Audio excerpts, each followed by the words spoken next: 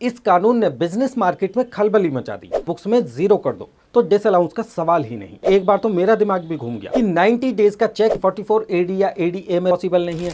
दोस्तों 80% बिजनेसमैन ऐसे हैं जिन्होंने अपने आप को MSME में रजिस्टर कराया हुआ है और ऐसे ही बिजनेस पर्संस के फायदे के लिए सरकार एक सेक्शन लेके आई बजट 2023 में, जिसका नाम है सेक्शन 43BH, सो दैट कि मार्केट में फंड्स का साइकिल ज़्यादा हो।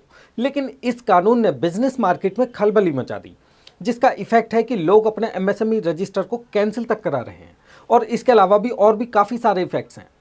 दोस्तों पूरे YouTube चैनल पर सिर्फ हमारी एक ऐसी वीडियो है जिसमें इफेक्ट और उनके सॉल्यूशन दोनों की हम बात करते हैं। वीडियो के लास्ट में मैं काफ़ी सारे आपको ऐसे टिप्स दूंगा जो आपके बहुत काम आएंगे। अब वीडियो को शुरू करते हैं।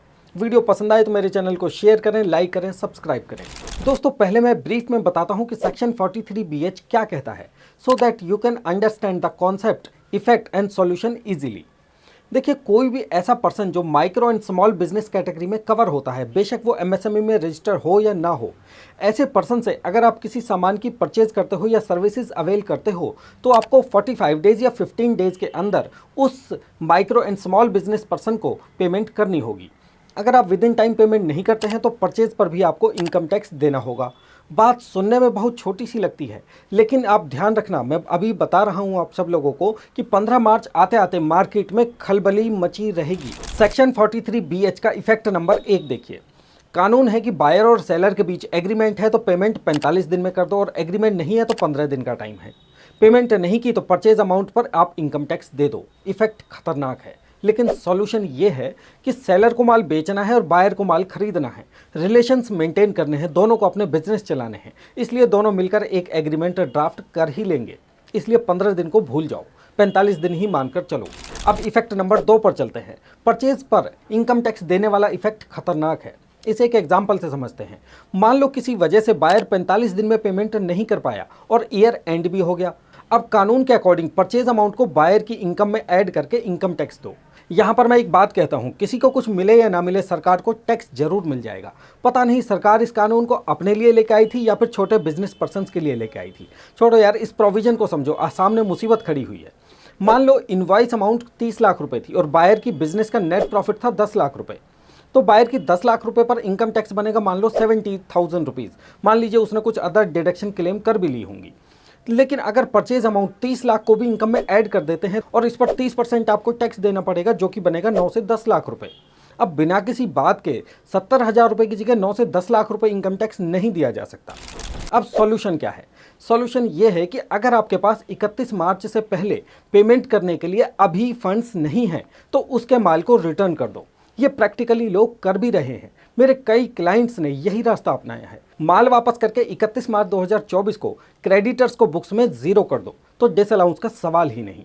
देखिए मेरा मकसद कानून को तोड़ना सिखाना नहीं है, ना ही मैं कानून के अगेंस्ट हूँ। मैं तो बस वो सॉल्यूशन बता रहा हूँ जिससे आप अननेसेसरी इनकम टैक्स की लायबिलिटी से बच जाओगे और बायर और सेलर का बिजनेस भी बना रहे। अब यहाँ से एक नई बात निकल के आती है, जो कि मेरे ही क्लाइंट्स ने कुछ मुझसे पूछा कि अगर हम 31 मार्च 2024 की डेट में 90 डेज का चेक इशू करके 31 मार्च को क्रेडिटर को नील कर देते हैं, तो सच में एक बार तो मेरा दिमाग भी घूम गया। मैंने तुरंत बजट 2023 निकाला और रीड किया। वहाँ लिखा हुआ था कि finance bill seek to amend section 43B of the income tax act relating to certain deduction to be only on actual payment and it is further proposed to insert a new clause H to said section blah blah blah shall be allowed as deduction only on actual payment। तो आप ये गलती ना करना। पता चले कि bank में बैलेंस नहीं है और आपने 50 लाख के चेक इशू कर दिए जो कि टाइम लिमिट के बाद पास हुए। याद रखना कि ऐसा किया तो एक्सपेंसेस डिसअलाउ हो जाएगा।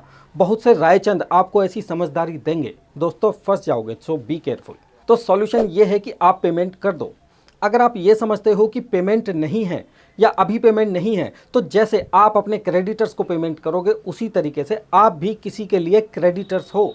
सो 15 मार्च तक आते आते आपके पास भी फंड्स आएंगे और आप भी किसी के बिल्स की पेमेंट करोगे। So don't worry. अच्छा, एक इफेक्ट और देखने को मिल रहा है कि मार्केट में एक गलतफहमी है कि डिसअलाउंस केवल MSME में रजिस्टर्ड लोगों से परचेज करने पर ही होगा, इसलिए माइक्रो और स्मॉल बिजनेस पर्सन से लोग गुड्स ही परचेज नहीं कर रहे हैं। ऐसा नहीं है, क्योंकि सेक्शन 43BH ऐसे सभी लोगों पर एप्लीकेबल है जिनकी पिछले साल में टर्नओवर 50 करोड़ या इससे कम थी, या फिर प्लांट एंड मशीनरी में इन्वेस्टमेंट 10 करोड़ या इससे कम था, बेशक वो पर्सन एमएसएमई में रजिस्टर्ड था या नहीं था। तो सॉल्यूशन ये है कि पेमेंट सभी को करनी है, रजिस्टर्ड हो या रजिस्टर्ड ना हो, बस सेल और इन्वेस्टमेंट का क्राइटेरिया है। इसलिए आप अपने क्रेडिटर से एक डिक्लेरेशन लो, जो कि आईटीआर के टाइम पे आपके ऑडिटर्स या फिर प्रोफेशनल पर्सन आपसे इस डिक्लेरेशन की डिमांड करेंगे। इस डिक्लेरेशन का फॉर्मेट मैं आपको डिस्क्रिप्शन में दे दूँ। अच्छा, इसका एक फ़ायदा भी है कि छोटे बिजनेस पर्सन जितने भी हैं उन सबको पेमेंट भी जल्दी मिलेगी, क्योंकि जितने भी बड़े बिजनेस पर्सन हैं, कोई एमएनसी कंपनी है, रिलायंस, टाटा, बिरला आदि जैसे लोग, ऐसे सभी लोग छोटे बिजनेस यानी micro and small business person को पेमेंट जल्दी रिलीज़ करेंगे। अब एक लास्ट इफेक्ट और उसके सॉल्यूशन की बात करते हैं, उसके बाद खास टिप्स की बात करेंगे। कानून कहता है कि 45 दिन की ड्यू डेट के बाद अगर आपने पेमेंट किया तो आपको 3 गुना इंटरेस्ट भी देना होगा। इसका सॉल्यूशन क्या है? देखिए, अगर बायर इंटरेस्ट दे भी देता है तो कहीं ना कहीं किसी न किसी तरीके से दोनों लोग मिलके इसे एडजस्ट कर ही लेंगे। अब सब बातें मैं ही बताऊंगा, आप खुद भी थोड़ा बहुत सोच लीजिए। बायर और सेलर दोनों को ही अपनी दुकान चलानी है। अब बहुत खास वाली टिप्स की बात करते हैं। नंबर 1, 45 दिन काउंट होंगे उस दिन से जब गुड्स आपने रिसीव किया हो। तो ऐसा हो सकता है कि बिल बन जाए 10 दिन पहले और सारा माल वेंडर के गोदाम में पड़ा रहा हो। इस केस में 45 दिन वहां से काउंट होंगे जिस दिन माल आपके गोदाम में पहुंचेगा। दूसरी बात, आपने परचेज की कन्याकुमारी से और बिल बन गया मान लीजिए 1 जनवरी को, सारा माल रोड ट्रांसपोर्ट के थ्रू चला और 10 दिन तक माल सारा गुड्स इन ट्रांजिट रहा, तो 45 दिन वहां से काउंट होगा जिस दिन माल आपकी फैक्ट्री में पहुंचेगा। यानी कि जितने दिन माल गुड्स इन ट्रांजिट रहा वो काउंट नहीं होंगे। नेक्स्ट, कि 90 डेज का चेक नहीं देना, वरना सारा एक्सपेंस डिसअलाउ हो जाएगा। अगला, कि सारी पेमेंट कर देते हो, ऐसा मार्केट में ट्रेंड है, सारी पेमेंट कर देते हैं लेकिन जीएसटी होल्ड कर देते हैं, बोलते हैं कि जब ये हमें ऑनलाइन दिखाई देगा तब पेमेंट करेंगे। तो इससे भी कोई फ़ायदा नहीं होगा, क्योंकि प्रोपोर्शनेट पेमेंट पर प्रोपोर्शनेट डिसअलाउंस भी हो जाएगा। नेक्स्ट, आप ये कहो कि मैं सेक्शन 44AD या ADA में रिटर्न फाइल कर दूंगा, तो ये भी पॉसिबल नहीं है, क्योंकि इस केस में भी क्रेडिटर्स की डिटेल देनी होती है कि कितने क्रेडिटर्स 31 मार्च को आपके आउटस्टैंडिंग है। अगर आप ऐसा करोगे तो इनकम टैक्स का नोटिस आ जाएगा। तो गाइज, अल्टीमेटली एक ही रास्ता है कि 31 मार्च 2024 से पहले या विद इन टाइम आप सारी पेमेंट को रिलीज कर दो, इसके अलावा कोई रास्ता नहीं है। तो गाइज, ये थी एक सेक्शन 43BH के इफेक्ट और उनके सॉल्यूशन की सारी बातें। आशा करता हूं आपके लिए मेरी वीडियो यूजफुल रही होगी। नमस्ते।